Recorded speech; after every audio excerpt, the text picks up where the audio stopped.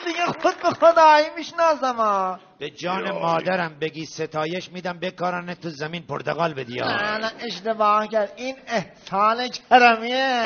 آفرین چی درست بود. ببینیم این از کجا فهمیدی؟ این از بس همه جا هست میشناسم دیگه.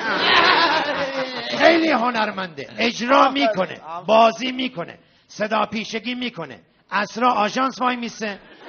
البته دیده شده که گوشم سوراخ میکنه بدون درد خونریزی. آقا تشویقش بکنی بگو احسان ما تعصب، احسان ما تعصب، احسان ما تعصب. بسیار عالی. نوبتی هم که باشه نوبت گروه بعدیه که با دستهای شما